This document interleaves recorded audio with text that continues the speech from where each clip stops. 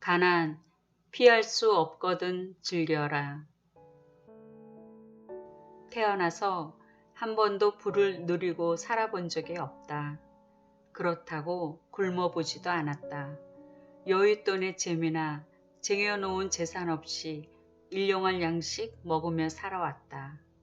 어렸을 때는 알뜰하게 살림하시는 엄마 덕분에 아빠의 쥐꼬리만한 봉급에도 불구하고 끼니 걱정해 보지 않았다.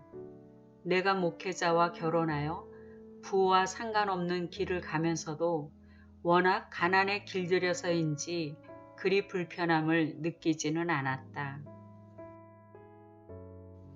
일전에 수필집을 보는데 저자가 가난하여 글을 썼다는 말이 인상적이었다. 돈이 있다면 놀러나 다니고 다른 일을 했을 텐데 돈이 없으니까 글을 썼다는 내용에 공감이 갔다. 나도 그와 같다.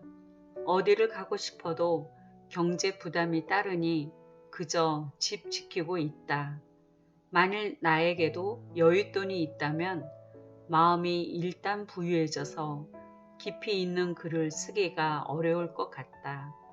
그러고 보니 가장 어려운 시기에 쓴 글들이 책이 되었다. 가난이 글을 쓰는 바탕이 되는 게 맞는가 보다. 예수님을 믿으면 복 받는다는 말을 많이 듣는다. 복이라 함은 어떤 물질의 복 또는 건강 장수의 복과 명예를 얻는 복을 떠올리는 게 자연스러울 정도다. 그만큼 눈에 보이는 것들이 풍성해지고 잘되어 남들에게 부러움을 사는 것이 복의 정의처럼 여겨진다. 그런데 예수님은 반대로 말씀하셨다.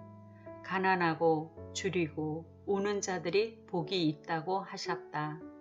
오히려 부한 자들에게는 이미 위로를 세상에서 받았다며 화 있다고 하셨다.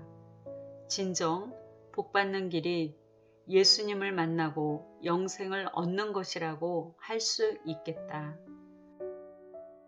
부자였을 때는 마음도 부유하여 예수님을 찾는 이가 정말 드물다. 어렵고 가난하고 망할 때 예수님을 믿게 되니 그게 진짜 복이 됨을 알 수 있다.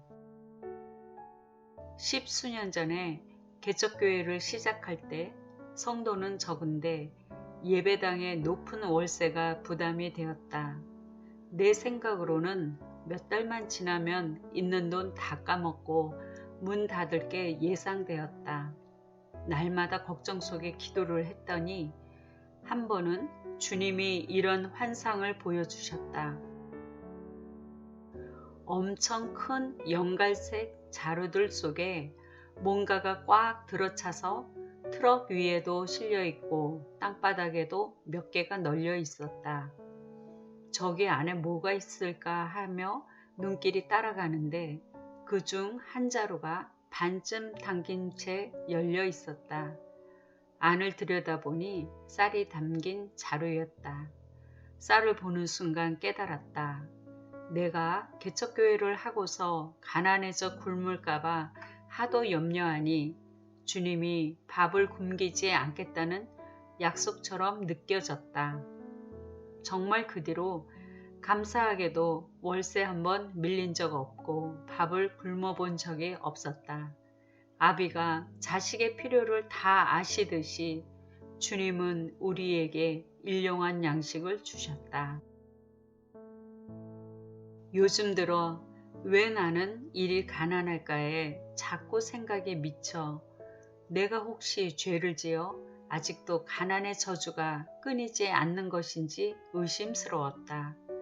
해서 주님께 물질에 대한 기도를 했다. 다행히 빚은 다 청산했다. 우리 아이들의 학자금 대출까지 다 상환하고 임대 아파트로 갔으니 종합적으로 보면 예전보다 자산이 줄어든 상태지만 어쨌든 빚이 없으니 살 것 같다. 노후 대책, 정말 거기까지 생각할 수 없이 살았다. 임대 아파트 보증금만 겨우 저축하고 있는 상태다.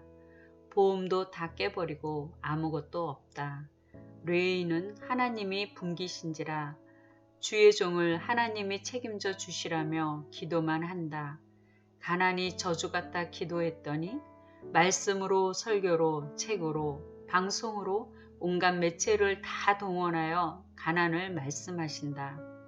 가난에서 부자로 만드시겠다는 말씀이 아닌 그 상태를 받아들이라는 메시지다. 적어도 내게는 그렇게 말씀하신다. 오 주여, 아직도 아니군요. 그래요.